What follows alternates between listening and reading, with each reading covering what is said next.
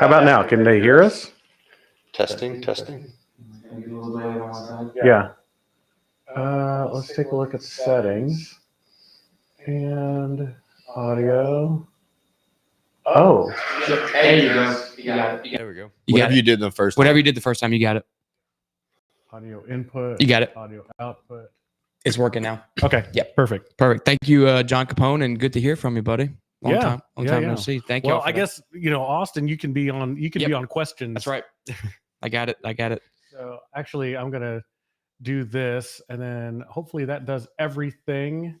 And so is the audio still coming through? Yep. Yeah. Oh, perfect. Little Listen delayed, to that. but I'll make sure. Okay. Very cool. Look at that. That's the magic of the internet. Thank you all for, because can you imagine we go through the whole thing live streaming, nobody could hear what the hell we're saying. So we're still learning. Yeah, exactly. We got our first one, cameras froze. Now we have We had no audio. But now we got it all now ironed we're out. working. Yeah, We are absolutely. professionals. So back to Arkansas section. Fantastic. Great experience. I think, takeaway is we're going to do it again. Yeah. Right. I'm going to try to reserve it for next year. And like you said, there are two lodges, or there are multiple lodges. So, we can have our group. If there's another group, hopefully the Houston guys that we shot with, in Florida come also. Mhm. They could have their own lodge if they overflow with us. It'd be really something good. that like Arkansas section in their matchbook, they should like post it, like share it. Yeah. So where they have like a big group of people, they could all split it like we did. Yeah. Because shooters are always looking for that. Though I kind of think it should be kind of our little secret. Yeah. Like I also don't want anybody to like figure it out and then we can't ever get into it, Yeah, get a lodge. Yeah. So That's really cool. maybe we can talk to the Airbnb folks and get first refusal. Yeah. Every year. Yeah.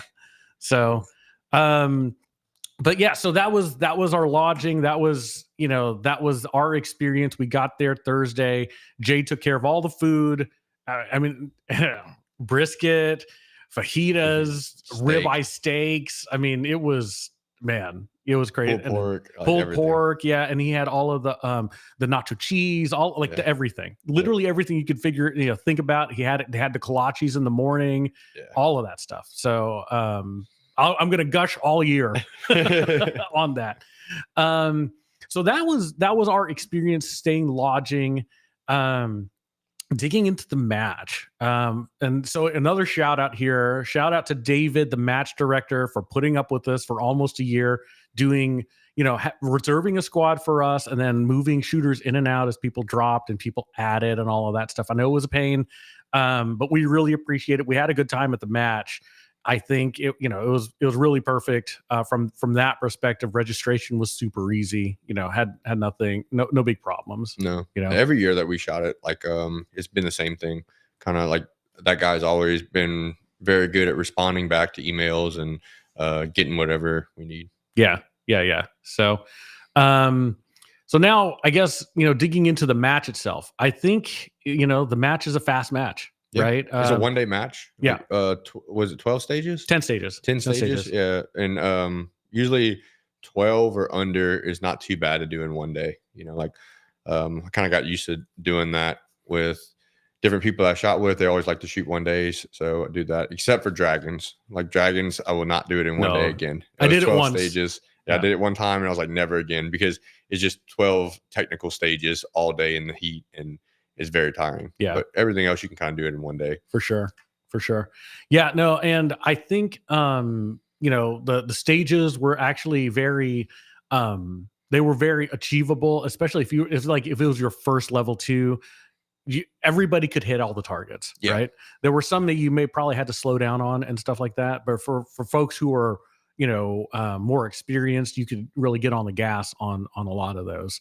Yeah. The farthest target is maybe like 25 yards or so. Yeah. Something like that. Like some open targets. Yeah. One partial at maybe like 20 yards. That one that they had like open partial. That was maybe at 20 yards, 18 yards or something. Yeah. They had a few swingers, but all the swingers were not like crazy. They didn't have like no shoots on the swingers. Right. They're all L-shaped swingers, so you can hit them like on the dwell, on the side dwell. Mm-hmm. None of them were super fast or anything like that. So yeah, it was a good match. Yeah, I think, you know, if I had feedback on the stages, I would actually like to see a little bit more hardcover. Yeah. You know, maybe just a little bit more. I loved the fact that almost every stage had a mover. Yeah, you know, I like that. Keep that up. Like, let's get movers on all the stages, I think, you know, just because that's indicative of, you know, level 3 and level 4, you know, matches and stuff like that. You know, would have liked to see some hardcover. There are some places, and you and I and, you know, some of the other guys on the squad were talking, there are places where you could add hardcover and it would have made it more interesting. Yeah, you know, a lot more challenging, especially like some farther targets that you got to exit on or something. Yeah, you know, that way kind of shows the skill level of different shooters. Like, can you take it that fast, right? And be comfortable with exiting that position, or do you have to really like confirm the shots? Yeah. Well, and I remember that I thought, man, if this were a tux, it would actually be very, very hairy. Is that there was a stage, it was like a smaller stage, but it had a bobber, right? It just went straight up and down. And if that was a tux, you know, like, okay, and it wasn't too far. It was maybe 10 yards, you know, 10 yards or in and you had to approach it. So you could get it to where that target was 7 yards away from you. So it wasn't terribly difficult, but if it had a little bit of hardcover on it, it would make you think about it a little bit. Yeah. So, but I mean, other than that, I mean, it was, like I said, it was super great match for folks who had never shot a level 2 before. Very, you know, stages were very doable, very achievable, which is good.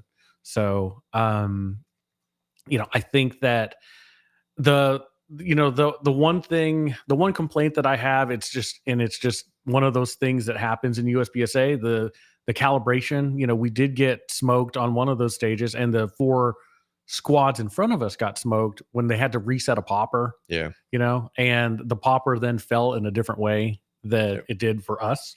And to me, it gave a competitive advantage to everybody else who came after us. Yeah. You know? Poppers always do that. Like, steel is so challenging to get calibrated right and to keep it calibrated for the whole match, because you have so many factors that go into play. You have to make sure that it actually falls right, and that was the issue that we were having. It was kind of set too far forward, but then like whenever you go to Talladega, like there's a lot of wind that goes through that place, and that was the other issue. It's like every time you turn around, you have to stop the stage and reset the target, so you have so many reshoots because the popper just fell down automatically by the wind. Yeah. You know, so you got to play that balancing game and see how it's done. I'm sure there's got to be something better than the way usually the poppers are. They're like staked into the ground. Yeah. And as you start shooting them, it starts eroding the dirt underneath it, and then it starts sinking down more. So I'm sure there's like got to be somebody that can make a popper like a little bit more consistent. You know, that way it's on level ground somehow. Yeah. And I mean, you know, that's an idea. You know, you could put just one of those little leveling things and make sure that, you know, at least you can keep it. You can, as an RO, you can tell, you know, so if MGM or whoever added this little leveling, you know, the bubble thing, put one of those on there. Of course, it'll get shot up. Yeah, but, like you destroyed. know, but something like that where you could at least tell the angle. Then you could say, okay, well, you know, we set the angle at this, and then so as the ROs reset the stage, you're like, okay, well, this is what it was, and then you could also do something like that with actually the angle of the popper somehow. I don't know. Like, or maybe like put a board down, like put a piece of plywood or something, and then put the popper on top of that. Yeah. That way it doesn't start eroding the dirt, and then it's a larger leveling area. Yeah. You know, that might work. Yeah. I don't know. I think yes, but I also think that at some point then the plywood will get pushed down too. So I think, you know, it's just going to get stretched. Yeah. So anyway, but yeah, no, I mean, that was my only complaint. And, you know, we all talked about it as a squad. Yeah. So, you know, that kind of stuff. Like there's things that happen in a match and you can't do anything about it. So you go with it and that's it. It's like shooting in the rain, right? Like people complain about that. They're like, oh, well, I had to shoot in the rain. This squad didn't. It's like, yeah, you're right. But like another match, you're going to not have to shoot in the rain, and they will. Yeah. So it is what it is. You have to deal with whatever comes your way. Yeah. It was like that one dragon when we went, and I shot it all day and you shot it in 2 days, and we shot it and it was completely, I was like 95 degrees or something. It was terrible. It was like shooting in a sauna. But then you shot it in 2 days, but then you had the dust storm. A dust storm. Yeah. An actual dust storm. Like you couldn't see anything. And it was like 30 degrees. Yeah. Like we were all freezing. It was freezing cold. So anyway, but I think, you know, that's the only thing that was the only thing to complain about. You know, The staff was great, actually. You know, all the ROs, they were super. You know, never had any issues with them. You know, we did hear that some other folks that were having complaints with the ROs. And there were, you know, and to be fair, there were some mistakes that we did notice post match that, you know, I think that it's not the ROs. It wasn't on purpose. You know what I'm saying? It was one of those. I don't think it ever is on purpose, right? Yeah. Like an RO, I don't think is going to go out of their way to like jeopardize a shooter. Correct. Yeah. No, I mean, and it was a long day. It was hot, right? It's unseasonably hot. And, you know, it's towards the end where the times on the timer versus what got on the pad weren't in sync. And so I think it can be fixed with equipment, right? So another suggestion, I mean, I don't know what their budget is, but like maybe next year you get the timers that actually sync with the pads. The Bluetooth ones. The Bluetooth ones, exactly. So that there's no question that, you know, somebody fat fingered a number. Then it makes it easier for the shooter. It makes it easier for the RO, everybody to know that, hey, there's no shenanigans going on. There's no mistakes happening, at least with the timer, you know, being. And I like that too, because like a lot of times whenever you have a timer, an RO might have it right next to the gun and then like sweep it down and like put it on the side, but like they'll hit their hip or something with it and it'll trip the time. Yeah. You know, like I remember whenever we took the RO class, Troy was saying like some shooters like to check the timer. He was telling one in particular because they were worried about that, right? Because that adds like 2 seconds. By the time that they stop the timer and then put it next to their body, it's like 2 seconds or a second at least. Yeah. And if you can go back and see like, hey, why is it a second between the last time instead of a 0.2 seconds on my last shot? Right. Then you can tell if it was. So if it had the Bluetooth timer, you can see each time. That might pick up better, and they can you can go back and review that. Yeah. Absolutely. Well, and you know, and actually in the stages we're going to show, Scott was actually concerned that the RO's timer picked up my slide racking, you know, and fortunately the RO was super nice. He was like, he went back and looked and it's like, okay, you checked the split, you know, didn't seem to be, you know, but that kind of thing happens. It's not like out of the ordinary that it catches the wrong time. Or you could have, a lot of times when you're at a public range, you know, you're shooting a match, but this is more like a level 1, you know, where you've got, you know, bays and you're shooting, and then behind you somebody's shooting like a 50 cal, right? And then that, of course, that 50 cal is going to get caught by the timer. You know, and so you just don't know. Hopefully it's in the middle of your stage where it doesn't matter. But if your unload show clear and he goes boom, it's like, you know, adds 2 or 3 seconds to it. So it's very important. And like sometimes it's like if you shoot a different stage plan than everybody else, that because like if you shoot a same stage plan, like I know about like the difference in time between like me and you or me and somebody else on the squad. Right. So you can see like, hey, like why is it this much more, right? Or this much less. But if you shoot a different stage plan, you're like, I think this is a lot faster way. I might save a second, but then you come up like a second like slower. It's like, oh, well, it's not. But then what if you hit the timer? And what if it's actually 2 seconds faster? Exactly. You know? Yeah, could be that. Yep. Could be that. So, so anyway, I you know, we could go on about that, but I think, you know, overall, great experience with the match. You know, it would be, and I don't know how much those Bluetooth timers cost, but I mean, that's going to be, if you had to buy one for every stage, that's over $1,000. It's probably $2,000 when, you know, all said and done. So that's not an easy thing to do. But I think that would make it easier for the ROs, for sure. But I didn't stick around for awards, so I don't know. But it seems like it was a random prize draw, which is good. That's kind of how, you know, I like it. You know, and they gave out the plaques. And they actually had plaques. Like there's some places that don't do that, and like sometimes I think that plaques don't cost that much, but people like it, you know, like they like to bring it home, or like especially if their first one winning, they're like, I want this, you know, to bring back to the house. So one of the like Texas Open did cups. And I told the guy about it. I was like, you know, kind of mentioned, I was like, man, like a cup, not very many people like that. Like they want to like display it somewhere, you know, like on a plaque. And he thought that they liked the cups. Yeah, and you're talking about a drinking cup. Yeah, not like a drinking cup. Not like a trophy cup. Okay. Yeah. I remember when you first brought it back, I was like, oh, this is what you won. Good. Congratulations. Yeah.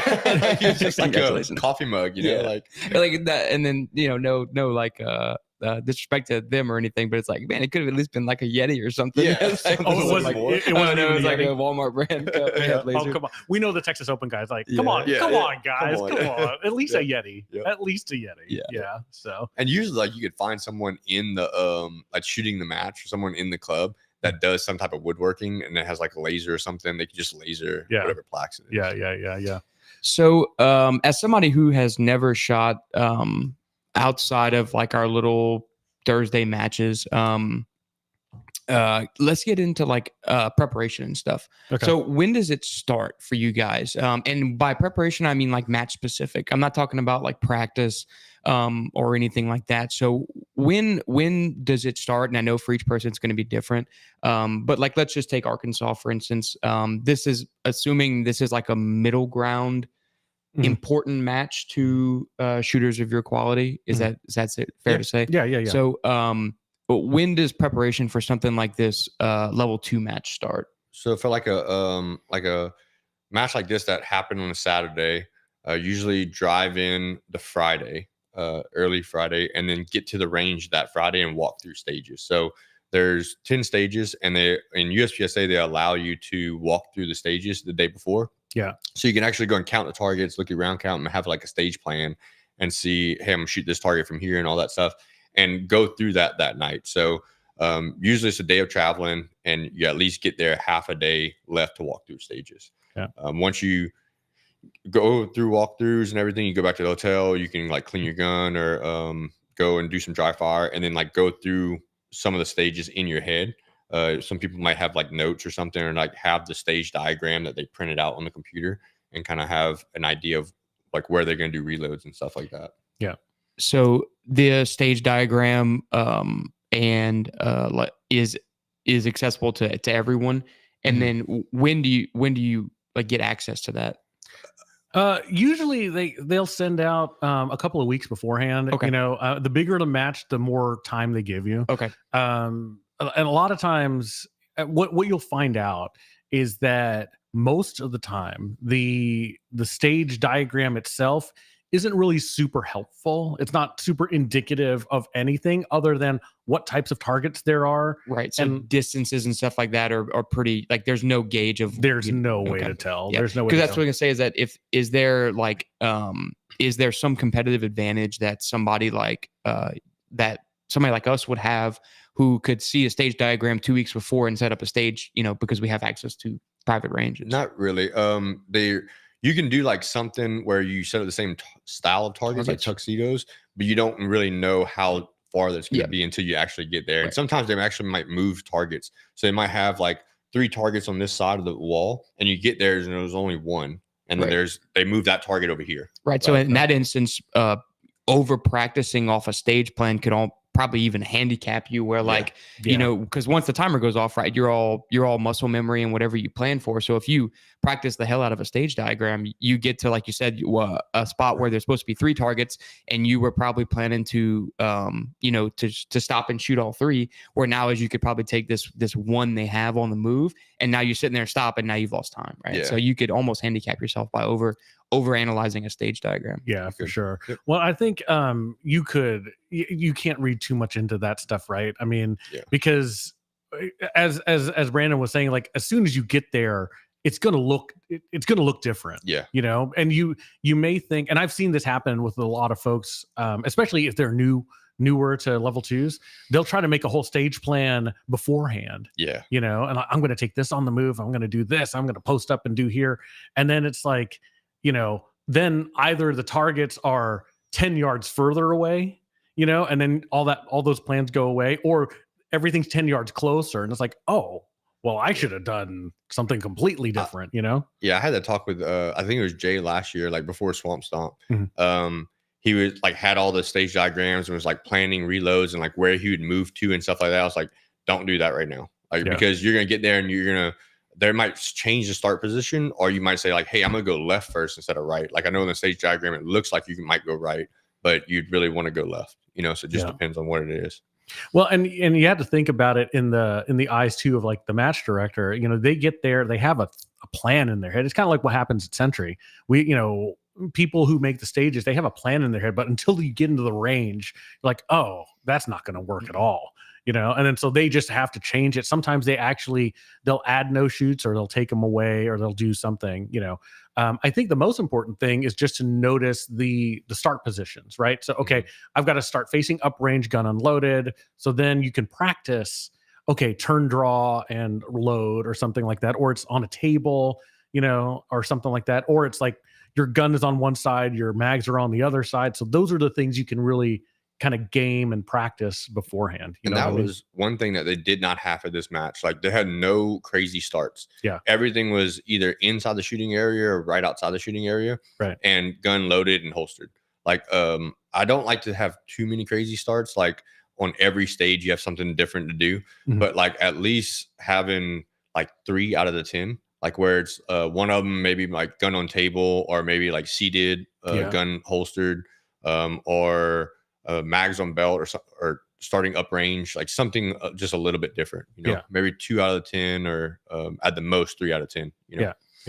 Just to change it up. Yeah. So past that amount that you're talking about, like 3 out of 10, whatever, do you see that like you start to get away from like fundamental skills and start getting more towards like, I don't want to call it gimmicky, but like that's what I was gonna say. You're like just gimmicky. Trying to make it difficult for no reason, right? Like there's no fundamentals that this is based off of. Right. Yeah. It's like, and like the GMs of the world, like, you're good at every start position, right? Like, you have to keep practicing all the start positions. But I remember you told me that at the beginning, you're like, yeah, but all GMs are good at everything. Yeah. So I was you're right. But sometimes it's like too gimmicky stuff, like starting on a barrel, or like, laying down this position. Like, what was the area match that was like had all the gimmicky stuff in it? Oh, that's Area 3. The old Area 3 used to be. The new one, they say, is better. Yeah. Right. And I've never shot the old Area 3. I've shot the new Area 3, and it was a normal match. But some of our buddies that are like very high level shooters, they were saying, like the old way of Area 3 was just, okay, you're starting in a tractor tire. You're like, it was like in an airplane. They had airplanes in the match and stuff. And some weird. You ride a roller coaster and like shoot stuff down. Yeah. It was crazy. Which is fun. Like, okay, fun. So it's fun and it's cool, but then like you start to get into like, okay, what am I testing? And then how many reshoots you have, right? Like, you have like this fail, or this is dangerous, so they have to throw out the stage, and like there's too much stuff that can go wrong. Yeah, that's what I was thinking, is that like at a certain point, like we're past like testing shooting fundamentals or starting fundamentals, and like we're just getting like almost dangerous, right? Having people laying down and stuff, like, and then you're risking like and if it's maybe not like technically dangerous, like you're probably risking more like injuries and stuff and disqualifications. Because you're having people start in a position where like they could possibly have a gun fall out of a holster or something like that. Seated start positions with gun in the holsters, kind of like that. Because it's kind of RO specific, where whenever they stand up and go to draw really fast, like sometimes they'll get close to their leg, and the RO will call them for, sweeping their leg or something. So that kind of gets gimmicky. But the reason why I like some of them is because IPSC has a lot of that. Right. Like, IPSC has a lot of stuff where it's like gun unloaded on table, and you're over here. So you got to run to the gun and do that. So I think that having some of the section matches in USPSA, or the area matches and nationals usually has something that's different. But having some of those in even smaller matches like this can help us prepare better for IPSC as time goes on. Yeah. Well, I think you need to, right? So if you start to think about what the start positions actually are, right? You could, you just talk about the draw, right? Okay. Well, you can stand and draw. You can move to the right and draw. You can move to the left and draw. You can step back into a position and draw. You can step out of a position. You know what I mean? So like, okay, that's 6 stages already, right? Okay, now turn and draw. So facing uprange. So then you can do that. And then that's, whatever. And then, so you start to iterate over the different start positions that you could have, and then it's like, okay, start unloaded, and so you start to kind of just think about, okay, here are the real situations that you could have. And I think that if you have match director who does all gimmicks, then it's like, well, okay, well, your gun's over here in a box and the combination is 1, 2, 3, 4, 5. And, then your mags are over here and the combination is 7, 8, 9, 10 or whatever. And it's like, and another thing I rather them have like a dedicated start position, like X's on like toes on X's or something. You have to start there. Right. The stages that, and I know this might be upset some people, but like the ones that say you can start anywhere in the box, it gives them more chances to do something different.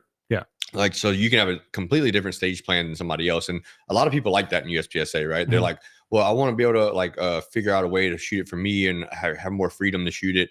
And it's kind of good for like seeing where the match is at, but it also doesn't test everybody equally. Yeah. Right. True. And so I like to have it, hey, you have to start here, and everybody shoots it the same way. So that way everybody really sees like who's better at shooting. Right. Right. Because it is a shooting competition. It's not a figure out how to shoot the stage. Yeah. It's not a escape room. Exactly. Yeah. That's what it kind of turns into, is like who can figure out the best way to shoot this stage and save time. And it's like, that's part of the game, but like it shouldn't be a big amount of the game. But you're very small. But you should also be playing that in the game where you're all starting from the same position too. Yeah. So like there's no need for like you said, where it's like you can start anywhere. Like there's no need for that, because the better shooters will find a better way to shoot it, even in the same start position. Yep. And the downside is like if someone figures it out later and then other people's already shot it and they're like, oh, well, this person saved 2 seconds. Now it's an unfair advantage to the whole field. Sure. Because everybody else is going to shoot it that way, but the first 2 squads didn't figure it out. Right. So now they're kind of stuck. You know, that's what I don't like about it. Yeah, sure. I think so. For me, I think it's still all about variety, right? Like I think if you have 2 or 3 stages in a big match that start anywhere, it's like, okay, that's fine, But if it's everything start anywhere, I'm with you. It's like it's almost kind of like a cop out, because a lot of times, even in those scenarios when it start anywhere, there's really only one start position. Right. There's only one place that makes sense to start there. And in that case, it's like, well, why waste your time, walking every single iteration of it to find out that like you spend an hour on a stage walking it the day before and figure out like, oh, everybody started there. Yeah. And I think it's like, it's more fair to like the newer shooter, right? Because like, if you have, especially like a national, like you have a super squad, like they're going to figure out how to do it, and however they is going to do it, that should be the right way, right? So and everybody's going to watch them like after they go and shoot it and see how they started, and even if it's the wrong way in shooting it, they're going to be like, oh well, super squad shot it this way, so I'm going to shoot it that way, right? And for the rest of the 3 days, people are going to shoot it that exact way. True. But for the newer shooters that are up and coming that might not have figured that out and shot it a different way and got a slower time because of it, it kind of handicaps them for doing it. No, so I kind of more, I don't feel that strongly about it, I guess, other than I think that on the counterpoint, it's really nice that when you do have the ability to pick your own way, that and we talked about this on some of the stages and even kind of in the lead up. It's like towards the end of the day, right, in Arkansas, I had a stage plan for a certain one, and as my fatigue level kind of increased, I was like, man, I can't do that plan anymore. I need to do something different, right, to be able to maximize my stage. Then it's like, instead of drawing and running to go shoot at this one thing, I'm going to draw to this one and shoot this stuff first and then run around, knowing it's the same number of steps, but it's like actually for success, I need to simplify what I'm doing. So I do like the flexibility in that too. But I get what you're saying. Like and I think that's more on the match director, and this is not on Arkansas, but it's just any match director that said, okay, let's not make a stage where there is like it's the Legend of Zelda, and then you bomb one wall and then kaboom, it's like, oh, there's this magic way to do it. It's like, let's make stages where, each option, if you give options, it's equal. And there's no real advantage. And there's no significant advantage to shooting it one way or the other. Yeah, and that's what I like about IPSC, right? Like IPSC's very much like that. Like, because everybody only has 4 minutes to walk the stage. Correct. You don't get to plan out anything. So you have like, you can't go the day before. Like you were asking us before. You can't go the day before. You can't walk stages. You walk up to the stage to shoot it. You get 4 minutes to look at it, and that's it. So a lot of their stages are very simple. It's like, hey, go to this position, shoot this target, go to this position, shoot that target. There's no gimmicky stuff. There's no like weird angles or like don't want to say weird angles because there's very positional work, right? But there's nothing like gimmicky in the stages, right? So yeah, so you can go walk the stages in a sense, but you have to stay back. Yeah, like you can't go on the stage. You can't touch the stage. You can just see them from afar. Yeah, so you can at least get a judge of distance, but there's no super like you could do that the day of. There's no can't advantage. See angles and stuff like that. Yeah. So and IPSC is much more like it tests your on-demand performance. Exactly. You know, so and I like that because it's a shooting ability. Yeah, right? for sure. Pure shooting ability. And it's harder. A lot of times the stages are harder. But it's just like, okay, there's a 25-yard target. Can you hit that? Okay. You know, like boom. And they don't have a lot of times they don't have a lot of setup targets. They don't have like an entry exit type target. It's like you run over there, you shoot the one thing, boom, and you run around. So, you know, it's very much more a shooting test, I think. Yeah. So, let's see. Any other questions you have? I think that's good for like preparation stuff. As far as like day of, like you touched on, like fatigue and stuff like that. So, I mean, you guys just shot in Arkansas in, you know, the middle of September, basically. So as, I think you and Eugene had a really good show about, fitness, as it pertains to shooting. So, these matches, you know, you talk about like shooting 10 stages in a day versus having like multi-days, things. So how much, does that actually affect your stage plan? As far as like you shot 10 stages in a day in the middle of September in Arkansas. Mm-hmm. So do you think that, you have a physical advantage, being fit, you know, the lot of us, I think, are, you know, fit, versus somebody that might not care so much about fitness. Do you think that there is an advantage there? Yeah. I think the advantage comes in where you have endurance to make it through the match and you don't feel like terrible at the end. You know what I mean? So, you know, because in Arkansas, it was 90s plus, you know, and that you're just in the sun, you know, and you're getting really kind of beat up by the sun, you know, being physically fit, and it just kind of gives you a little bit more in the gas tank to be able to make it through the day and think clearly, right? Because we had some guys on the squad who were just really, you know, they were just having trouble towards the end of the day, you know, and it's fine. That's normal. I mean, we were in the 90s forever, you know. But as far as running around the stages, I mean, I think a general fitness level is okay. I think it is more important as you get older, right? Because the one thing I can tell you, like from my standpoint, and you know, from the guys, you know, 40 and above, it's, you know, stretching becomes a thing, right? For sure. You know, you need to stretch. You need to make sure that you don't do anything, because you're going to push hard during the stage, which is 15 seconds or so. But you know, in that time, you're not thinking, oh, I didn't stretch out my calves or whatever.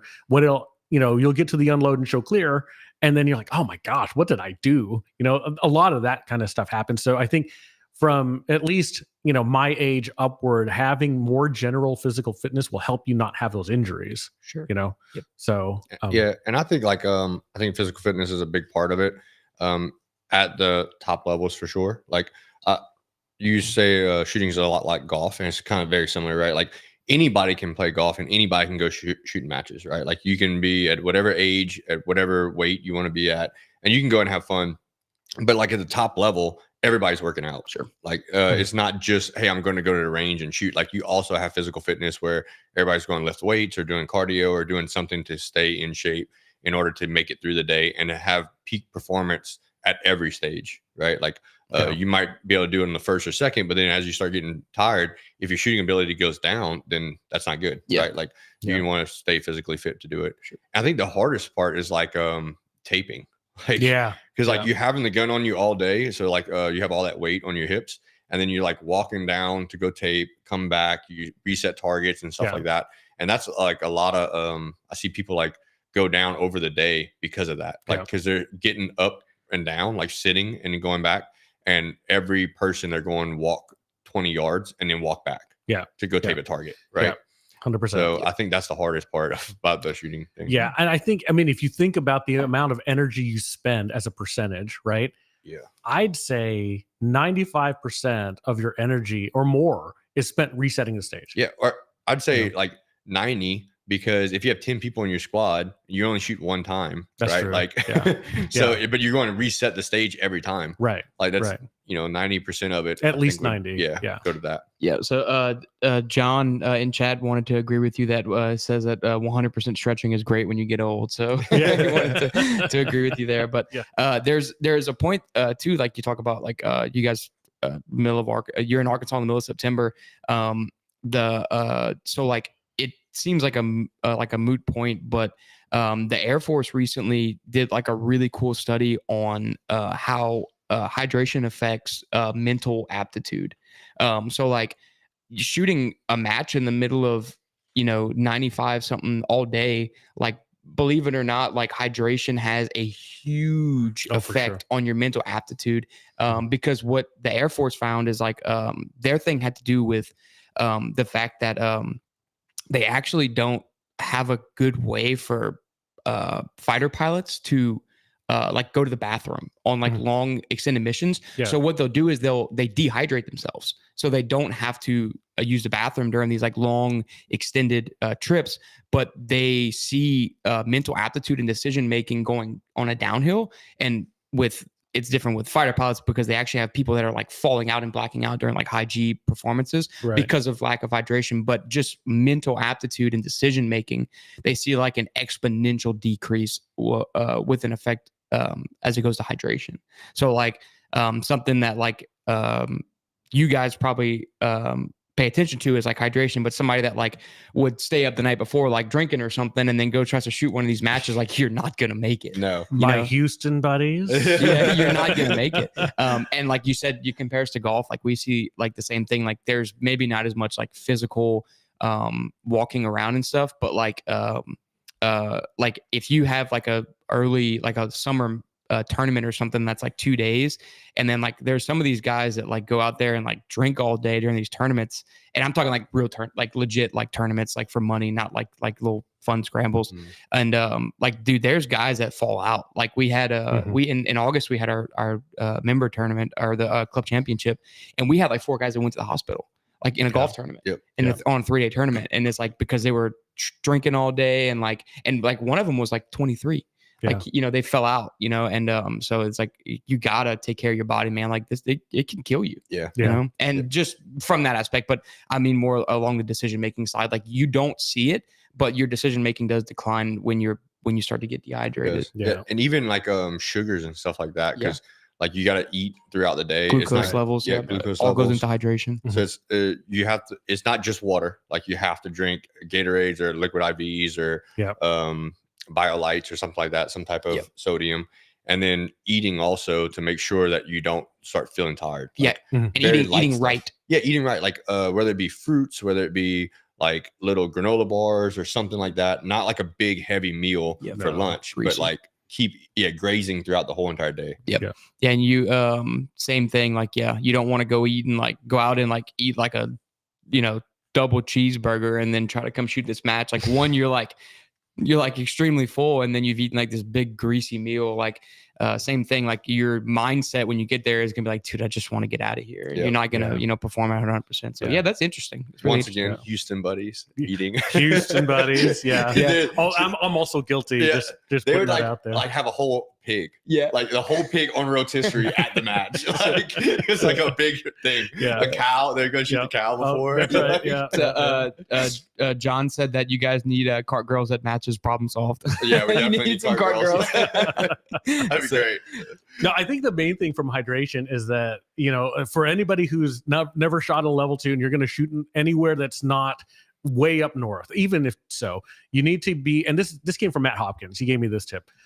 Get your hydration in line the day before. Always. Like you want to get completely saturated with your body. Like, you're peeing way too much. And then the day of the match, you're drinking a bottle of water almost every stage. And you want to be just like, you want to be in this mode where it's like, you shoot the stage, you go to the bathroom, you shoot the stage, go to the so you're in front of it. Yep. Yeah. The big thing, like the NFL coaches will talk about that. Like if game day comes and like at any point you're thirsty, it's too late. Yeah. Like the day before is when you do it, because you saturate your body with sodium and with water.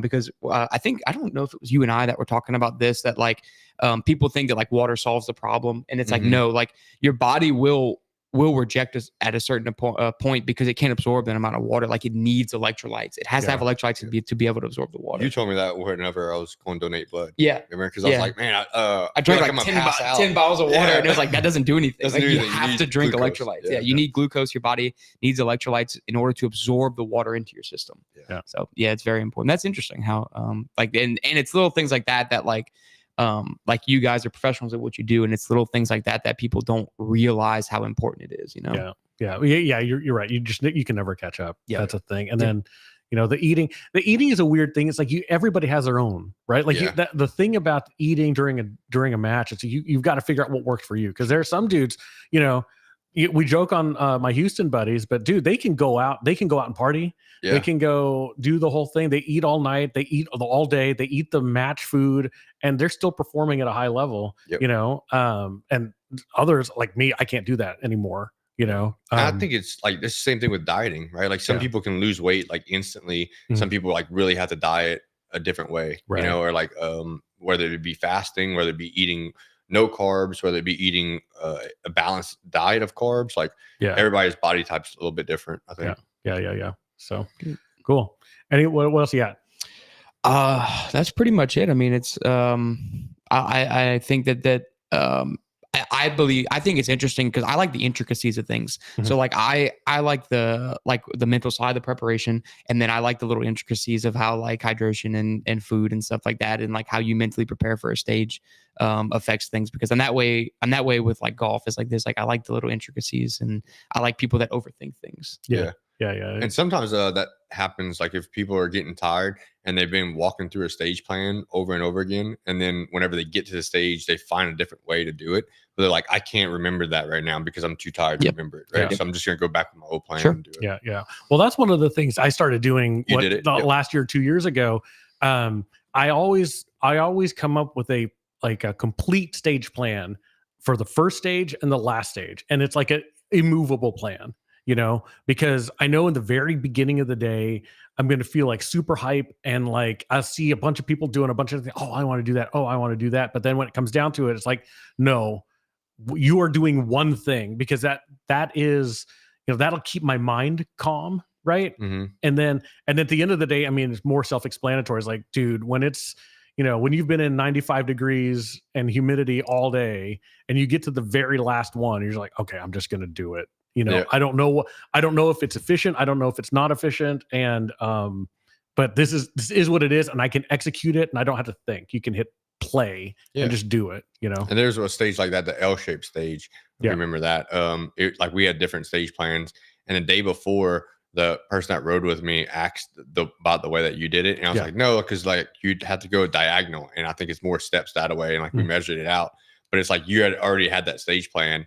And you're like, no, I'm not changing it now, because like it was our second to last stage of the day. Right. Like you're like, no way. no. It was done. It was done. And I'm definitely not like, I get that way sometimes too. Sometimes there's stages where I've pre-programmed that, and I'm like, I'm not changing it because I can remember this. Like sequencing stages or memory stages where I can't forget how to do it. Correct. I just do it that way, even if it's slower. Yeah. Actually, we can show. You want to see those? Yeah. Let's let me see if I know how to do this. So that was stage 8. So I'll show you. Stand by. I went left first, shot those, and my idea was like staying in the box because I can still shoot in the box. And it came straight up. Did you reload? Yeah. Did we need to? It was like 20. I think it was like 28 rounds right at it. I'll hold 29 plus 1. I could squeeze it, but I remember one year at nationals, I got caught by doing that, and I was so worried about making a makeup shot that I completely skipped the target. Oh, geez. Because like all was in my head was like, do not have any makeups, do not have any makeups. Right. So now, like if I get to a stage that's 28 rounds, I'm just like, I'm gonna reload somewhere, right? Like I'm not chancing it. Can we pause on the reload too? Oh. And see, I had one makeup right here. So this is also like dead time too, correct? Right. Like you had dead times. Okay, so so there was from the corner of that L to there was really nothing in your stage plan that you were going to shoot any of these targets. No. Okay, so no. Yeah, so you had dead time anyway. So and the way I did it. So here's mine. So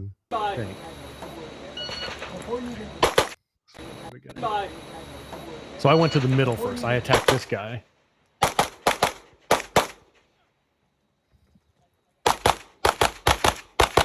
And that's where I did my reload in that dead time.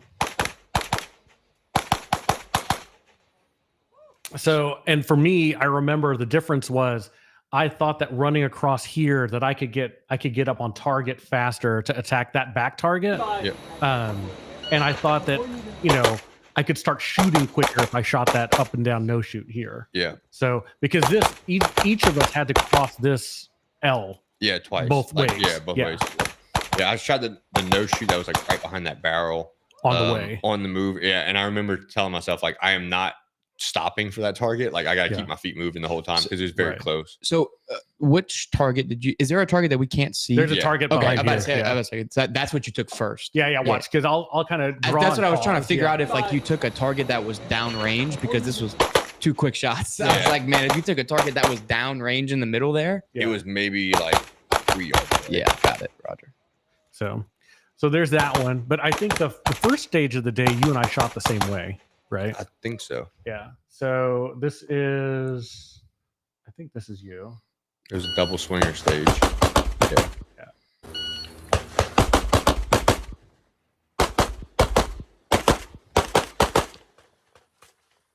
I left one of those targets in the last position for the back.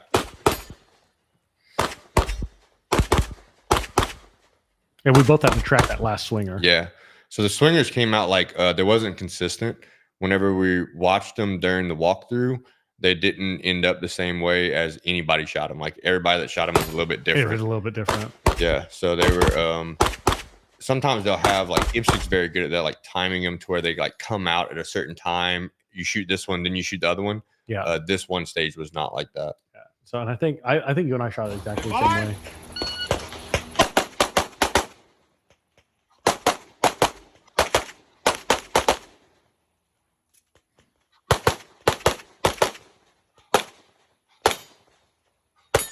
Everybody was struggling on those. Yeah, I didn't go deep enough. I needed to go a step more to get a little bit more presentation on that. There, what you don't see over there on that side, Austin, they're 2 steel. I think I saw him. I saw him when you went to the right.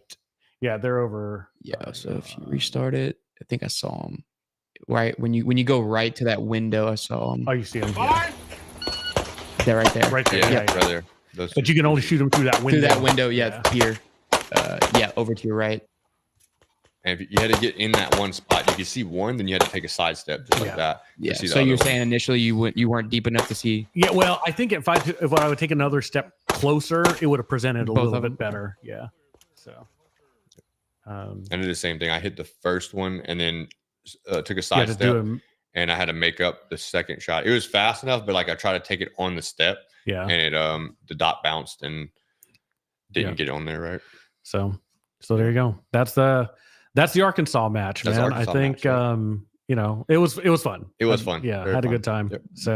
So Austin, I'm pointing to you now. You need to shoot a match. I know. Outdoor. Yeah. I know. I was there was one of them that's coming up that I was like, man, like 3 months ago, I was like, man, we're definitely gonna do it. But no, definitely as soon as we get everything settled in with manufacturing, we're definitely gonna start doing them. Because I just enjoy the experience. And like I said, I love like stuff like that, like the little nuances of like especially just watching people work, right? Like I could care less like how I shoot. Like it's just like golf. Like if I get paired with like a guy that's like way better than me, like I just enjoy, like I can learn from watching somebody. So I do like watching like professionals work, So definitely is on the game plan and need to start shooting again.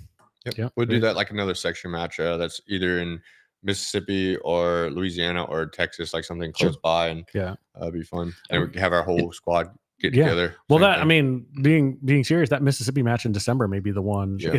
It's just in Jackson, so you could go there, shoot, spend a night, and then come back the same day, like the next day, finish shooting and drive home. Yeah. Be home. Yeah. And then even just like watching them, like I do plan to come at like some of the higher level ones, like just come watch them, because like I said, I just like watching professionals work. Don't watch. Bring your gun. It's just like when we do the club. You may as well bring your gun. It's one of those things too, though. It's like I'm one of those people. It's like, if I'm gonna do it, I'm gonna do it 100%. So it's like, God, it's gonna annoy the heck out of me if I can't beat everybody. So like, just there to support too, right? Yeah. So, but definitely need to get back into it for sure. So very good. All right, gents. Well, thank you. Oh, there is one thing I wanted to mention to everybody before we close this particular stream. You guys notice we're doing the live stream here, trying a bunch of different things. There is something else. I don't know if you guys have heard of Locals. I just started a Locals community, and I don't know exactly what it is, but it's brownduke.locals.com, and it's kind of like Patreon, I guess, but you don't have to pay.